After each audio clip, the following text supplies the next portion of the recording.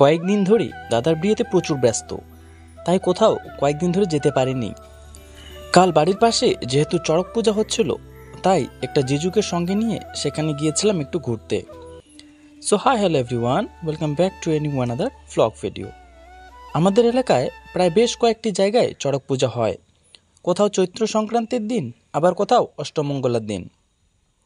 এখানে যদিও চড়ক আগের দিন রাতে হওয়ার কথা ছিল, কিন্তু প্রাকৃতিক দুর্যোগের কারণে সেটা আজ দিনের বেলায় করা হচ্ছে।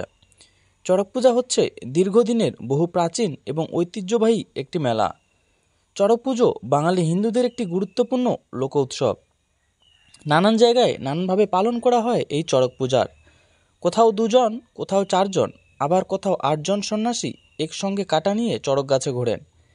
যারা মন্ত্রের শক্তি পরীক্ষা করতে চাও বা মন্ত্রতন্ত্র বিশ্বাস করো না, তোমরা একবার হলেও এই চড়ক পূজা দেখবে, তাহলে মন্ত্রের শক্তির আন্দাজ বা অনুমান করতে পারবে।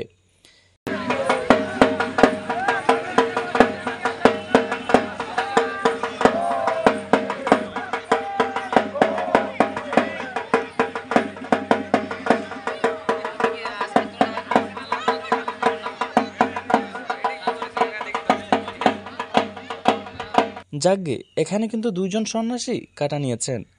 প্রায় 15 দিন ধরে খেলটুক সহকারে পূজার কমিটির সদস্যরা বাড়িতে বাড়িতে গিয়ে ঢাক বাজিয়ে বিভিন্ন ধরনের গান এবং নাচের সঙ্গে পুজোর জন্য সাহায্য তোলেন। তারপর সেই অর্থ দিয়েই আয়োজন করা হয় এই চড়ক পূজার। একে একে বিভিন্ন ধরনের খেলা দেখানোর পর শুরু হলো চড়ক গাছে সন্ন্যাসীদের ঘোরানো।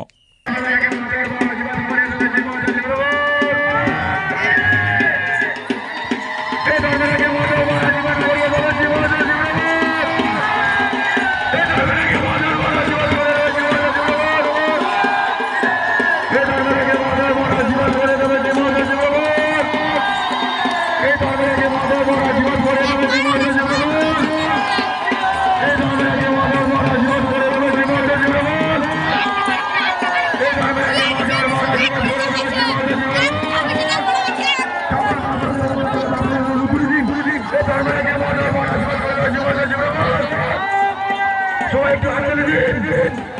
এই ধর্মের আগে মজার বড় জীবন করে দেবে।